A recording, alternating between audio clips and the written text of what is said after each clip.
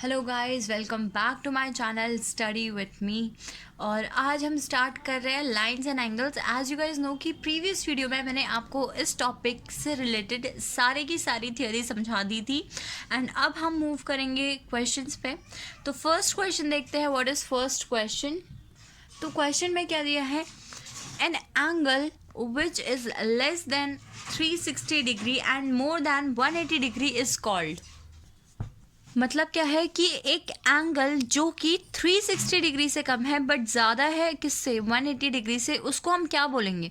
तो ये मैंने प्रीवियस वीडियो में आपको बताया है कि उस एंगल को हम क्या बोलते हैं, रिफ्लेक्स एंगल। ठीक है, जिसका मेजरमेंट 180 डिग्री से ज़्यादा हो बट कम हो 360 डिग्री से, उसको हम क्या बोलते हैं, रिफ्लेक्स एंगल। स्ट्रेट एंगल किसको बोलते हैं, जिसका मेजरमेंट 180 डिग्री होता है। ऑब्ट्यूज किसको बोलते हैं, जिसका मेजरमेंट 90 से ज़्यादा होता है बट 180 से कम होता है, that is known as obtuse. Acute किसको बोलते हैं, जिसका मेजरमेंट 0 से ज़्यादा हो बट 90 से कम हो। क्लियर है? Okay, next question is, if d is a number of degree and r is number of radius in a angle theta, then which one of the following is correct. ये मैं आपको last में कराऊंगी because इसके लिए मुझे आपको radian का concept समझाना पड़ेगा। Clear? Okay, next question is, what an angle is twice its complementary angle, what is the measurement of angle।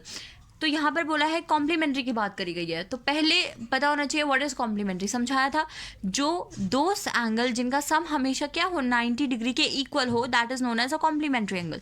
ठीक है, अब बोला है एन एंगल, मतलब एक एंगल है is twice is complementary angle, जो कि अपने कॉम्प्लीमेंट्री के ट्वाइस है।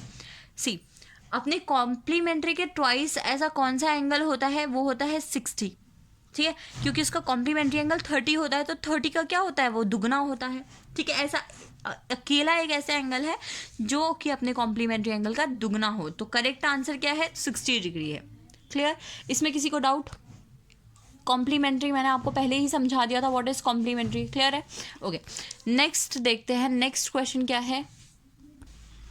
Moving over to next question, question number 4 क्या दिया है, in the given figure straight line A B and C D intersect at O.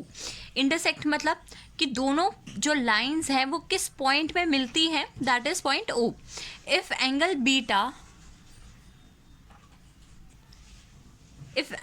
Beta is equals to 3 angle P, then angle P is equals to C. अब आपको question में दिया क्या है कि there is a point O जहाँ पर ये जो दो लाइंस हैं वो क्या करती हैं, इंटरसेक्ट करती हैं। अब आपको बताया है कि जो हमारा एंगल बीटा है, this is equals to 3 times of angle P। Right, अब मैंने आपको एक चीज़ बताई थी, लीनियर पेयर। लीनियर पेयर वो पेयर होते हैं जो कि एक लाइन में बनाए जाते हैं। Right, if this is a line, अब मुझे पता है कि ये लाइन हमेशा कितनी होती है, 180 डिग्री की होती है। अब इसमें मैं कोई भी एंगल बना दूँ तो उन एंगल्स का सम हमेशा क्या होगा, 180 डिग्री होगा।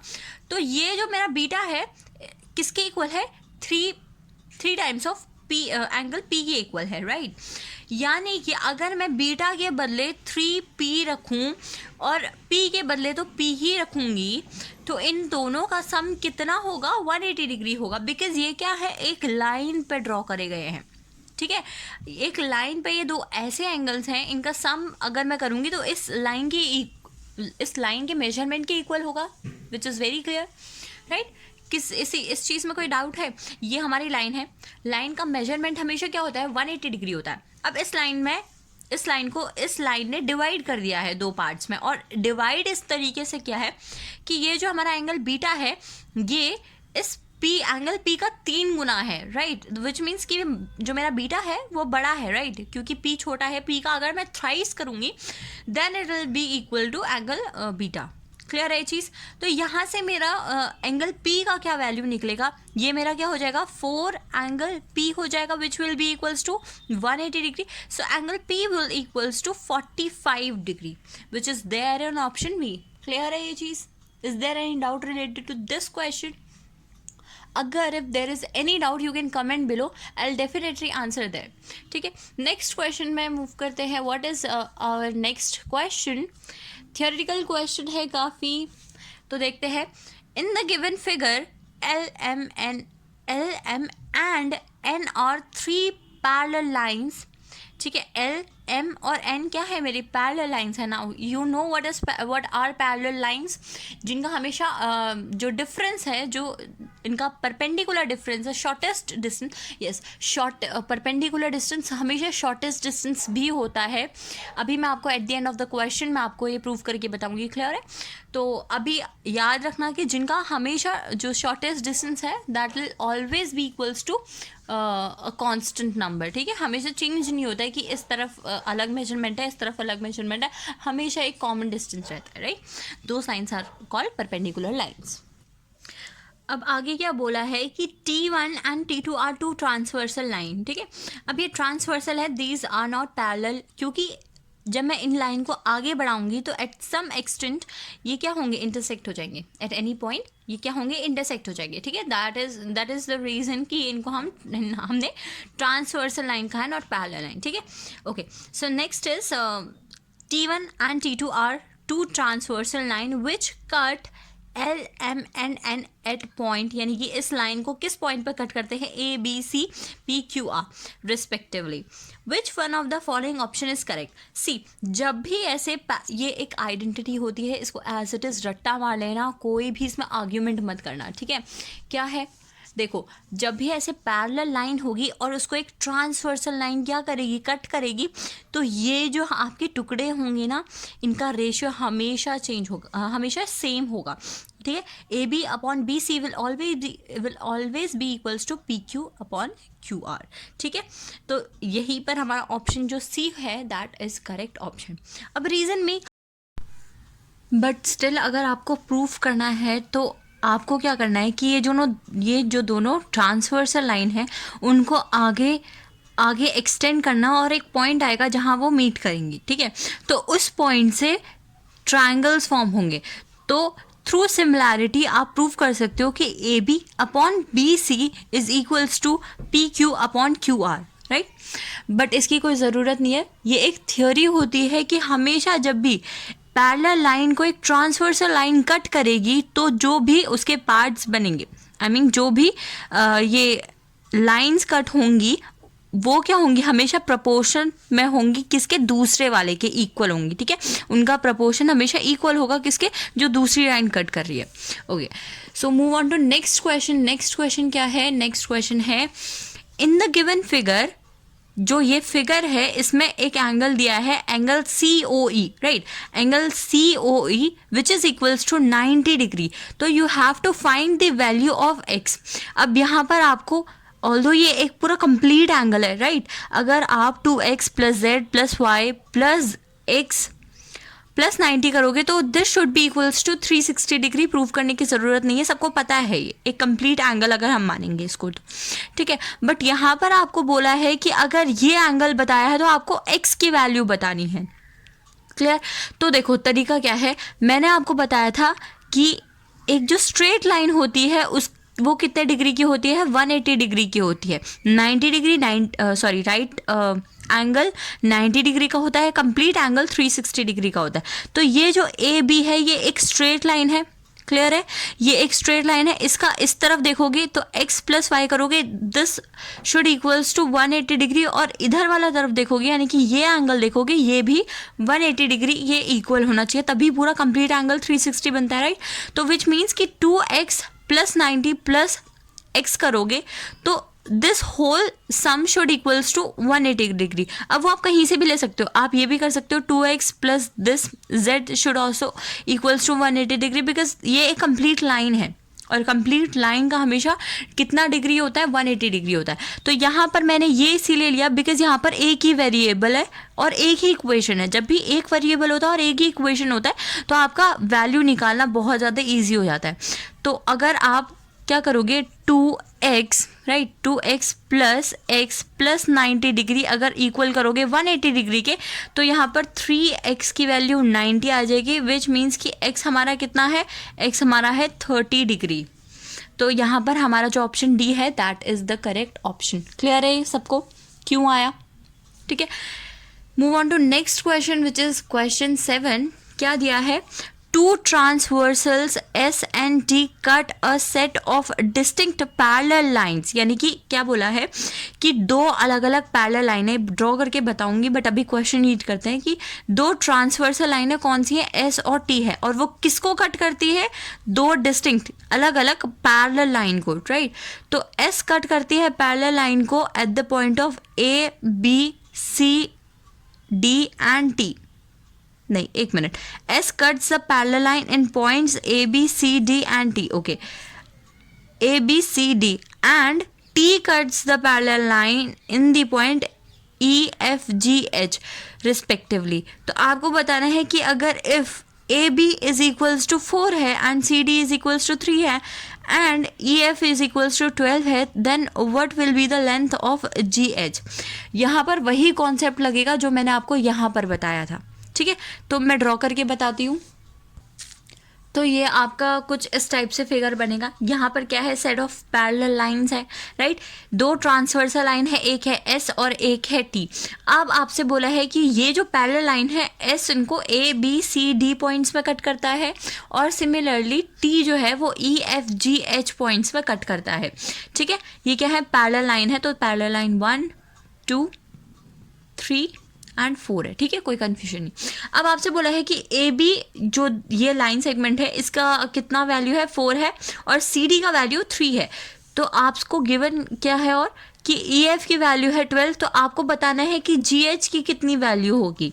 तो यहाँ से आप प्रोपोर्शन वाला कर सकते हो, राइट। मैंने अभी प्रीवियस क्वेश्चन में बताया कि A B upon B C equals to E F upon F G होगा। क्लियर है ये चीज़। आप यहाँ पर ये भी बोल सकते हो कि अगर A B upon C D है तो this can also equals to E F upon G H होगा, ठीक है। इस तरीके से भी निकाल सकते हो। और डायरेक्ट आप एक चीज़ कर सकते हो कि अगर 4 का इंटू 3 यहाँ पर है, सिमिलरली 8 का इंटू 3 यहाँ पर होगा, विच विल बी 9, ठीक है। दोनों में से कोई भी तरीका यूज़ कर सकते हो, अल्टीमेटली रिजल्ट सेम है, राइट। क्लियर है। नेक्स्ट क्वेश्चन देखते हैं। नेक्स्ट क्वेश्चन में क्या है, क्वेश्चन नंबर 8, इसका क्या आंसर था, डी था, ओके। नेक्स्ट क्वेश्चन में है in the given figure A B this is parallel to C D, right. क्या बोला है, हमेशा पैरेलल लाइन में ध्यान दिया करो, ठीक है। ये जो ए बी लाइन है this is parallel to what, C D, right. Then after कि if C A B equals to 80 degree, यानी कि C A B this is equals to 180 degree, और ई एफ सी यानी कि E F C this is equals to 25 degree, then you have to find the value of C E F. C E F यानी कि इसकी value find करनी है। Clear है। अब देखो मैंने आपको फर्स्ट वीडियो में ये चीज़ समझाई है, आपको एंगल्स आइडेंटिफाई करने बहुत ज़रूरी है, बिकॉज ये क्वेश्चन उन लोगों के लिए बहुत ज़्यादा डिफिकल्ट है जिनको पता नहीं है एंगल्स किस किस तरह से इक्वल हो सकते हैं, ठीक है। अगर उनको नहीं पता है तो बहुत ज़्यादा डिफिकल्ट क्वेश्चन है, अगर पता है तो बहुत ही ईजीएस्ट क्वेश्चन है, आप ओरली कर सकते हो। मैंने आपको प्रीवियस वीडियो में बताया था कि कॉरेस्पॉन्डिंग एंगल्स होते हैं उनको फाइंड कैसे करते हैं, जहाँ पर आपको एफ दिखे। तो क्या आपको यहाँ पर कहीं एफ दिख रहा है, क्या आपको कहीं दिख रहा है एफ? ये देखो ये एफ है, यानी कि अगर ये 80 है तो ये क्या होगा, ये भी 80 होगा, ठीक है। लीनियर पेयर क्या होता है, एक स्ट्रेट लाइन का सम क्या होता है, एक स्ट्रेट लाइन का डिग्री क्या होती है एंगल की, 180 डिग्री। तो अगर ये 80 है तो ये क्या होगा, 100 होगा, ठीक है। ट्रायंगल के अंदर का सम क्या होता है एंगल्स के, 180 डिग्री होता है। तो अगर ये 100 है, ये 25 है, तो क्या होगा बचा हुआ एंगल क्या होगा, 55 होगा। क्लियर है ये चीज़।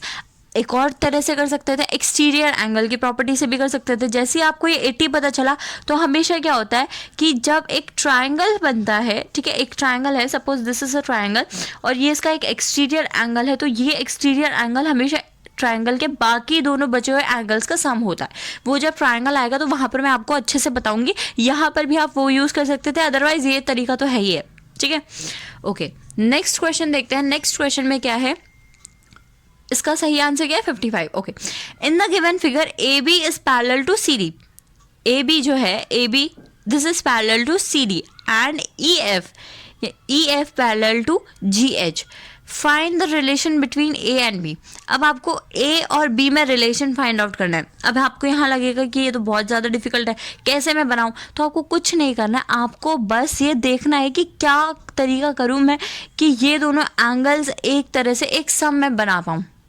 अब उसका क्या मतलब है, रुको, यहाँ पर मैंने आपको बताया है कि हमेशा क्या होता है कि कॉरस्पॉन्डिंग एंगल क्या होता है, इक्वल होता है। जहाँ पर भी आपको एफ दिखे, तो क्या यहाँ पर कहीं एफ दिख रहा है? देखो, ये देखो उल्टा है, यानी कि मैं बोलूँ कि ये वाला जो भी एंगल होगा ये किसके इक्वल होगा? बी के इक्वल होगा। क्लियर है ये चीज़? अब देखो, ये दोनों जो एंगल है ये क्या है? एक पैरेललोग्राम बन रहा है, राइट? ये दोनों का एंगल्स का क्या होता है, सम क्या होता है? 180 डिग्री होता है। ये चीज़ बताइए, इन दोनों एंगल्स का सम अगर 180 डिग्री, अगर ये ए है तो ये क्या होगा? 180 माइनस ए, 180 माइनस ए हो गया। और ये दोनों एंगल क्या होंगे? इक्वल होंगे। यानी कि मैं कुछ ऐसा लिख सकती हूँ कि 180 degree minus A will equals to B degree. Why? Because corresponding angle है। तो यहाँ से ये पता चल गया कि 180 degree is equals to what? A plus B. Clear है ये चीज़, राइट? तो यहाँ पर हमारा करेक्ट ऑप्शन कौन सा दिख रहा है? Option B. क्लियर है सबको? पता चल गया। जब भी आपसे ऐसा रिलेशन फाइंड आउट करने का क्वेश्चन आए तो वहाँ पर आपको ज़्यादा नहीं सोचना, आपको बस देखना है कि मैं क्या बनाऊँ कि दोनों एक ही इक्वेशन में आए। मतलब यहाँ पर आपको या तो ऑल्टरनेटिव इंटीरियर लग सकते हैं, कॉरस्पॉन्डिंग लग सकते हैं, वर्टिकली अपोजिट लग सकते हैं। इस तरीके से आपको देखना है, लीनियर पेयर लग सकते हैं। ये कुछ एंगल्स होते हैं, इन में आपको बिठाना है कि क्या बन सकता है किसके थ्रू। क्लियर है? नेक्स्ट क्वेश्चन देखते हैं। नेक्स्ट क्वेश्चन है क्वेश्चन नंबर 10। अभी रिसेंटली एक क्वेश्चन भी पूछा गया था CHSL एग्जाम में, राइट? तो ध्यान से देखना, इस टाइप के क्वेश्चन पूछे जाते हैं। इस क्वेश्चन को कराने के बहुत सारे तरीके हैं, पर मैं वो कराऊंगी जो बहुत ज़्यादा लॉजिकल होगा, ठीक है? मतलब एवरेज स्टूडेंट ये सोच सकता है, बट बुक में वेरी कर सकता है। बुक में दूसरा मेथड है और मैं दूसरा करा रही हूँ, आप दोनों देख लेना। बुक का भी मैं आपको दिखा दूंगी और जो मैं करा रही हूँ वो भी दिखा दूंगी, राइट? तो यहाँ पर पहले इन्फॉर्मेशन देखते हैं। इन्फॉर्मेशन क्या दिया है? L is parallel to M, यानी कि this line is parallel to this line, right? तो find the value of X। अब आपको X की वैल्यू फाइंड करनी है। अब ये जो पॉइंट है, ये जो एंगल बन रहा है, ये हवा में बन रहा है, राइट? ये हवा में बन रहा है, कोई लाइन नहीं है, कोई सपोर्ट नहीं है, राइट? तो अब कैसे निकाले इसका रिलेशन, कैसे बैठाएं इन सबके साथ? तो क्या करता है, इस लाइन को अगर मैं आगे बढ़ाऊं, ठीक है, इस लाइन को आगे बढ़ाऊं और इस लाइन को आगे बढ़ा के ये मैं कंप्लीट कर दूं, तो ये एक ट्रायंगल बन जाएगा। ट्रायंगल बन जाएगा। यहाँ पर लीनियर पेयर की वजह से ये कितने का आ जाएगा? 80 डिग्री का आ जाएगा, ठीक है? ये देखो, ये क्या है? Alternate interior angle. क्लियर है? ये और ये, तो ये अगर 30 डिग्री है तो ये भी 30 डिग्री आ जाएगा।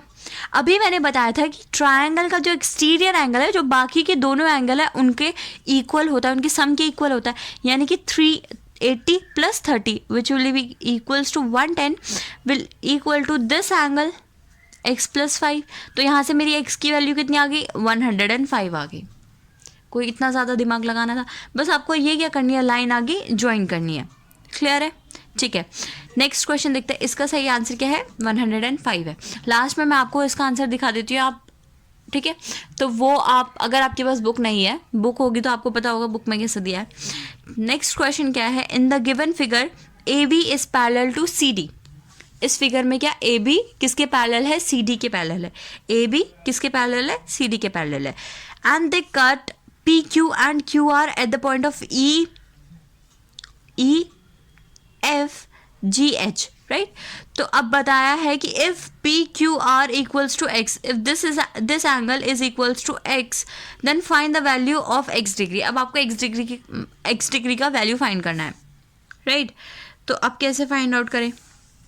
आपको बोला है PQR X है और ये जो एंगल है ये 70 डिग्री का है और ये एंगल 140। दो एंगल्स आपको गिवन है। क्लियर? अगर मैं ये वाला ट्रायंगल देखूं, तो यहाँ पर मेरे पास इसकी वैल्यू आ रही है पर मेरे पास इसकी वैल्यू नहीं आ रही है, राइट? तो मुझे और छोटा एंगल देखना पड़ेगा। देखो, ट्रायंगल का अगर मुझे एक एंगल फाइंड आउट करना है तो मुझे उसके लिए दो एंगल्स पता होने चाहिए। कोई भी दो एंगल्स पता होंगे तभी मैं तीसरा एंगल फाइंड आउट कर पाऊंगी। क्लियर? तो यहाँ पर अगर ये 70 है तो ये भी 70 होगा। F दिख रहा है ना आपको? दिख रहा है? आपको वही चीज़ देखनी है। देखो आपके पास लिमिटेड एंगल्स होते हैं, कॉरेस्पॉन्डिंग हो गया, ऑल्टरनेट हो गया, वर्टिकली अपोजिट हो गया, ऑल्टरनेट एक्सटीरियर हो गया, ये सब लिमिटेड एंगल्स हैं। आपको जब भी ऐसे लाइंस एंड एंगल से कोई भी क्वेश्चन आएगा, आपको बस वो लिमिटेड एंगल्स ही ढूंढने हैं, उसी से ही आपका आंसर निकलेगा। यहाँ पर आपको पहली चीज़ क्या देखनी थी, एफ दिखा तो ये 70 है, तो ये एंगल ये वाला भी 70 होगा, ठीक है। ये 70 है तो ये अंदर वाला एंगल क्या होगा, 110 होगा। ये देखो अगर मैं आपको थोड़ा सा जूम करके दिखाऊं तो ये x है, ये मैंने बोला 70 है, तो ये वाला कितना होगा, 110 होगा। वाई बिकॉज लीनियर पेयर एक स्ट्रेट लाइन का सम 180 होता है, ये 70 है तो 110 होना चाहिए। अब ये जो बाहर का एंगल है ये 140 का है, ये 140 का है। मैंने क्या बोला, ट्रायंगल के अंदर के दोनों का सम इक्वल्स टू एक्सटीरियर होता है। तो अगर ये 110 है तो ये कितने के इक्वल होना चाहिए, 30 डिग्री के, तभी ये इक्वल होगा 140 के। अदरवाइज आप दूसरे वे में भी कर सकते हो, अंदर का निकाल लो, अंदर का 40 आएगा, ये 110 है, सम कितना होना चाहिए, 180 होना चाहिए, तो 30 और ऐड करना होगा, ठीक है। उससे थोड़ा एक स्टेप बढ़ जाता है, यहाँ पर आपका डायरेक्ट आ जाता है। क्लियर है? ओके, नेक्स्ट क्वेश्चन देखते हैं। नेक्स्ट क्वेश्चन में क्या है, in the figure given below P Q is parallel to R S, यानी कि इस फिगर में पी क्यू किसके पैरेलल है, आर एस के पैरेलल है, and P R is parallel to Q S. अब देख लो कौन कौन सी पैरेलल लाइन है, पी क्यू किसके पैरेलल है, आर एस के पैरेलल है, एंड पी आर, ये पॉइंट गलती से यहाँ दिया है, ये पॉइंट यहाँ होना चाहिए, ठीक है, हवा में नहीं हो सकता है, यहाँ पर पॉइंटेड है। तो P R is parallel to Q S, right. अब आपसे क्या बोला है, L P R is 35 degree, यानी कि एल पी आर यानी कि ये वाला एंगल, ये आर गलती से पॉइंट यहाँ दिया है, यहाँ पर होगा, तो ये किसके इक्वल है, 35 डिग्री के इक्वल है। Clear? Okay, so UST, this angle is equals to 70 degree, then what will be the value of MPQ? मुझे इसका वैल्यू निकालना है। तो अब देखो आपसे यहाँ का दिया है, आपको यहाँ का पता होना चाहिए। देखो अगर ये आपको एक स्ट्रेट लाइन है, स्ट्रेट लाइन का सम 180 होता है, 35 पता, अगर ये वाला पता हो जाता तो ये निकल जाता। इसके लिए मुझे ये पता होना चाहिए क्योंकि वर्टिकली अपोजिट एंगल बैठ रहे हैं, ये पता होना चाहिए। अब ये कैसे निकालूं, या तो आप कॉमन सेंस यूज़ कर लो या आप ये लॉन्ग वे यूज़ कर लो। कॉमन सेंस क्या कहता है कि जब भी इस तरह से दो ऐसे पैरेलल लाइन और दो ऐसे पैरेलल लाइन, ठीक है, वर्टिकली और हॉरिजॉन्टली कट करते हैं, तो जो भी एक्सटीरियर एंगल बनता है सबका सेम होता है। यहाँ अगर 70 है तो ये भी 70 होगा, ये भी 70 होगा और ये भी 70 होगा। अदरवाइज एक और तरीका है, ये क्या होगा, 110 होगा, फिर एफ दिखा आपको, एफ दिखा तो यहाँ पर भी 110 हो जाएगा। क्लियर? तो यहाँ ये वाला अंदर वाला एंगल 110 हो जाएगा, तो ये 70 निकल जाएगा। दोनों तरीके हैं आपके पास, या तो कॉमन सेंस यूज़ कर लो या लॉन्ग मेथड यूज़ कर लो, राइट। तो ये 70 है तो ये वर्टिकली अपोजिट एंगल ये 70 आ जाएगा। 70 है, 35 है, 105, तो स्ट्रेट लाइन है, सम 180 होना चाहिए, तो कितना बचा, 75। करेक्ट आंसर क्या है, ऑप्शन सी। क्लियर सबको? Okay, next question. अगर आपको फास्ट लग रहा है या कहीं पर भी कोई भी डाउट आता है, आप कमेंट बॉक्स में पूछ सकते हैं, मैं ज़रूर रिप्लाई करूँगी। Clear? Okay, next question is, in the given figure A B is parallel to C D. इस फिगर में क्या है, A B, this line is parallel to this line, right. Okay, if A B O this is 130 degree and O C D this is 110 degree, then B O C is equals to, तो B O C किसके equal होगा। देखो यहाँ पर क्या करोगे आप, again अब मैं आपको इतनी बार बता दिया, अब तो आपको पता चल जाना चाहिए। आपको यहाँ एफ देखना है, एफ देखा, ये वाला एंगल किसके इक्वल होगा, 110 के इक्वल होगा। क्लियर है सबको? ये स्ट्रेट लाइन बन रही है, स्ट्रेट लाइन का सम 180 होता है, ये 30 है तो ये क्या होगा, 50 होगा, ठीक है।